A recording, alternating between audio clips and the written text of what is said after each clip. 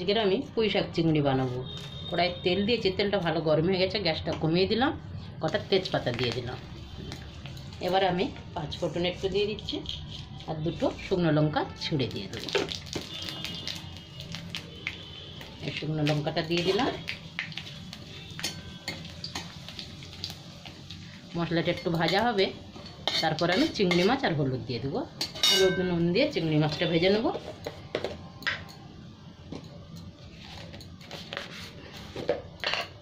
মশলাটা ভাজা হয়ে গেছে, এই তেলের মধ্যে আমি অল্প একটু নুন দিয়ে দিলাম একটু হলুদ। এবার আমি কেটে ধুয়ে রেখেছি চিংড়ি মাছ, এখানে 250 চিংড়ি মাছ দিয়ে দেব।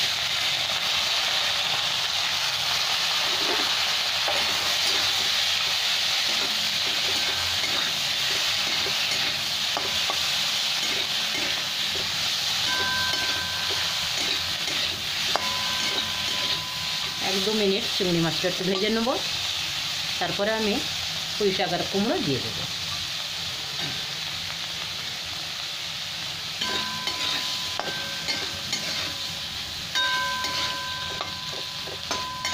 এখানে পুঁই শাক আর কুমড়োটা দিয়ে দিচ্ছি আমি।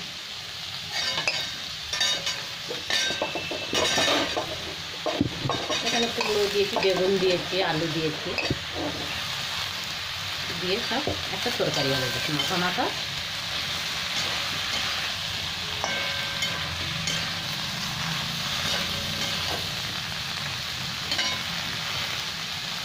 এবার আমি পুরোটা দিয়ে দেবো।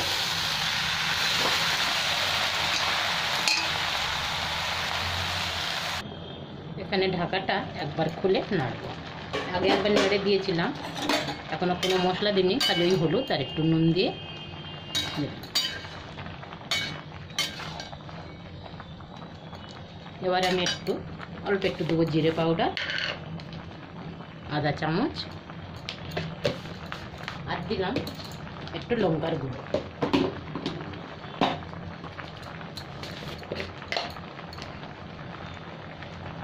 লঙ্কার গুঁড়ো দিয়ে দিলাম, আর এতে কোনো মশলা না।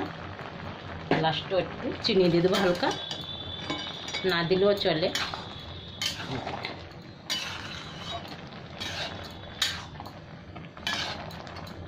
এবার ঢাকা দিয়ে এটা হবে তরকারিটা।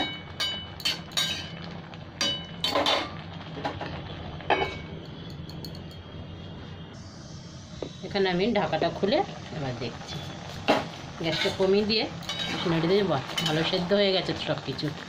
ডাঁটাগুলো একদম সেদ্ধ, আলুও সবই গলে গেছে। আর একটু ওই ঝোলটা শুকিয়ে গেলে নামিয়ে নেব। আমার পুঁই শাকের ঘন্ট চিংড়ি মাছ দিয়ে হয়ে গেল।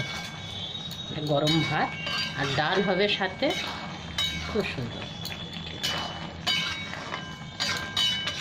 এতে আমি আর চিনি টিনি কিছু দিলাম না, অল্প মশলার মধ্যে খুব সুন্দর একটা তরকারি হয়ে গেল।